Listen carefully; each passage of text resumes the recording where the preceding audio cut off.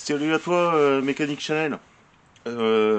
C'est pour répondre à ta vidéo et qui répondait à mon commentaire. Je pense que j'ai dû extrêmement mal m'exprimer dans mon commentaire, ce qui fait que t'as dû, enfin, je pense que t'as pas bité ce que je voulais dire. En fait, là, selon moi, hein, je dis bien selon moi, ce qui fait vibrer vraiment ta joue, c'est le jeu latéral. Quand j'ai parlé de presse dans mon commentaire, c'était une presse pour remplacer la bague intérieure, la bague de friction, là, celle-là. Pas jouer sur l'enfoncement. Je ne connais absolument pas Xiao, mais je sais que quand les poulies prennent des vibrations telles que toi ça te le fait, généralement c'est la bague de friction qui est usée. Mais pas, c'est pas une question d'enfoncement ou quoi. Alors peut-être j'ai mal regardé ta vidéo, je l'ai pas tout vu ou je sais pas. En fait, c'est comme ça que ça se contrôle. Là, tu la zizouilles comme ça. Voilà. Là, tu vois, celle-là, c'est une poulie de MVL, hein, on s'en fout, c'est un vario de MVL.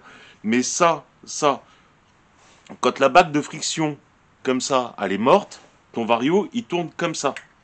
Alors, je vais te donner un ordre de grandeur au niveau des... Je vais la mesurer, là. Ça, celle-là, je sais qu'elle fonctionne. Donc là, c'est vraiment à mesurer comme ça. Pas en enfoncement, oui, effectivement. Si tu as une bague qui est trop enfoncée, qui vient taper à un endroit quelconque, forcément, ça vient poser problème. Ça, c'est obligé. Bon, alors, je vais te donner des tolérances. Là, sur un truc que je sais qui fonctionne. Euh, je vais le mettre à 0. Voilà. C'est des tolérances à la louche, hein. C'est pas un vrai comparateur d'alésage. Voilà, grosso merdo, entre l'un et l'autre, entre la bague de friction et le canon d'un variateur, j'ai 5 centièmes. 5 centièmes, et alors je sais que c'est difficile à faire voir à la vidéo, mais 5 centièmes de jeu, déjà, on sent qu'il y a un bon petit jeu. Juste 5 centièmes. Si toi, quand tu mesures avec ton pied à coulisse, là, comme ça, en prenant des mesures les plus objectives possibles, hein, tu te retrouves avec 2-3 dixièmes de jeu entre ta bague de friction et le canon de ton correcteur de couple, c'est sûr et certain, ça va commencer à zizouiller. Alors pourquoi ça zizouille? Eh ben c'est très simple. Parce que quand tu as ton correcteur de couple, bon là c'est un vario de 103, mais on s'en fout, ça marche pareil, hein. Moi je me suis fait baiser pour un vario de 103 comme ça. En fin de compte, ta courroie, elle vient forcer que d'un côté, de l'autre côté elle est libre. Et en fin de compte, quand tu as du jeu dans la bague centrale, hein, là-dedans, en fin de compte, ça vient appuyer plus d'un côté que de l'autre, ce qui fait que quand ça fait un tour, bah, ça vient rattraper le jeu au fur et à mesure, et du coup tu te retrouves avec ta joue qui fait ça en permanence pour essayer de rattraper du jeu. Est-ce que tu comprends un peu le cistus? Donc oui, effectivement, peut-être que tu as des problèmes de profondeur de bague, etc., etc. Mais généralement, ce qui provoque des affolements comme ça, c'est tout simplement le jeu. Tu vois, tu peux même l'emmancher dans l'autre sens, hein, c'est pas un problème. C'est le jeu comme ça. Et là, tu regardes et mesure-le avec un simple pied à coulisse à la con. Tu regardes si tu as plus d'un dixième. Si tu as plus d'un dixième, c'est sûr et certain, c'est ça qui chie dans la glu. Déjà, un dixième, ça commence à se comporter un peu bizarre. Mais si tu as plus d'un dixième, c'est sûr et certain, ça chie dans la glu. Donc voilà, en espérant avoir pu répondre à ta vidéo qui répondait à mon commentaire. Je suis vraiment désolé, j'ai dû mal m'exprimer dans le commentaire, mais voilà, c'est ça le truc. Je me suis fait baiser sur un SPX comme ça, là, j'ai cherché pendant, je sais pas, peut-être pas des semaines, mais j'ai cherché pendant un moment et je comprenais pas, le Vario il faisait ça, je l'ai changé, j'avais plus de problème. Je pense que toi, il y a beaucoup de tes contre-poulies, d'époque ou pas d'époque, qui commencent à avoir du jeu comme ça, tac, et qui commence à se comporter de façon bizarre. Donc si tu peux avoir accès à une presse et te faire changer la bague à l'intérieur, parce que je suis allé regarder vite fait le prix des contre-poulies pour Xiao, j'ai fait une descente d'organes. J'aurais jamais cru que ça coûtait aussi cher. À la base, je voulais te dire dans le commentaire, vas-y, c'est bon, change le tout et fais pas chier. Et en fait, je me suis aperçu que ça coûtait une couille. Donc si, je sais pas si ça existe pour Xiao, mais si tu connais quelqu'un qui a une presse et qui peut te represser directement la bague intérieure, ça peut être pas mal. Après, si la bague intérieure, elle a un petit peu de mal à rentrer, parce que quand c'est repressé, la matière elle se resserre sur elle-même. euh, Moi je te conseille d'y passer un petit coup de papier à poncer directement sur le canon. Petit, léger, de toute façon c'est de l'acier traité, normalement c'est pas censé bouger tout de suite, ça va être juste pour le décrasser.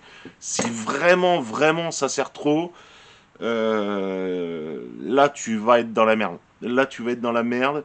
Euh, Moi je te conseille de te fabriquer toi-même un embout à la con avec du papier à poncer, qui est pris sur un mandrin de perceuse. Et tu viens tout doucement faire des passes une par une. Pas au Dremel comme ça avec du papier 80, tu sais, sur les embouts de Dremel. Non, non, pas ça. Parce que là, tu vas tout foirer. Mais d'essayer de faire un truc au papier à poncer tout doucement. Tu peux attaquer avec du pas trop fin. Tu peux attaquer au 300, 400 sans problème. Même un peu en dessous, hein. Du 2,80, ça peut être pas mal. Et tu mets un coup de 2,80 à l'intérieur, et tu prends un forêt et t'enroules du papier à poncer dessus, de façon à ce que quand tu passes avec ta perceuse dedans, ou si tu as une perceuse à colonne, c'est top, que ça use l'intérieur de façon uniforme jusqu'à ce que ça rentre pile poil. Donc tu y vas tout doucement, et tu fais un coup, deux coups, trois coups, tu testes, un coup, deux coups, trois coups, tu testes, et dès que la bague elle fait pile poil là, elle rentre pile poil à l'intérieur du canon, c'est bon, tu lâches l'affaire, tu mets un liseré de graisse et c'est parti. Voilà, c'est tout ce que je peux te conseiller là-dessus. J'espère avoir mieux fourni mon commentaire, parce qu'apparemment mon commentaire était boiteux, vu que visiblement il était très mal écrit. Ou alors peut-être j'ai pas tout compris la vidéo. Mais voilà, selon moi, là ton problème, c'est vraiment un problème latéral. Ça, voilà, c'est ce problème-là. C'est un problème latéral et c'est pas un problème d'enfoncement ou quoi. Oui, effectivement, si les bagues de friction elles sont trop enfoncées, effectivement, si ça bute quelque part, ça va te faire chier. Après, moi, je suis pas expert. Enfin, j'y connais même rien en CIO. J'en ai eu qu'un dans toute ma vie. Donc voilà.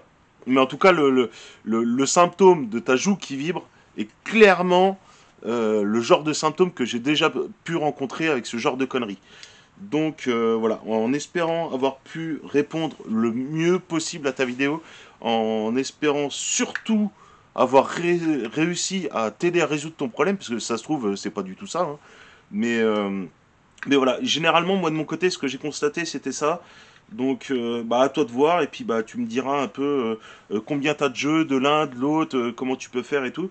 Et puis, bah, je te dis à leur revoyure sur une nouvelle vidéo, avec grand plaisir d'ailleurs. Même si je regarde pas toutes tes vidéos, de temps en temps, je passe devant et ça fait toujours plaisir. Donc, bah, écoute, tiens-moi au jus, et puis si ça marche, bah, je serai content, et puis si ça marche pas, je serai au moins content de savoir que, effectivement, de ton côté, c'était vraiment pas ce problème-là du tout.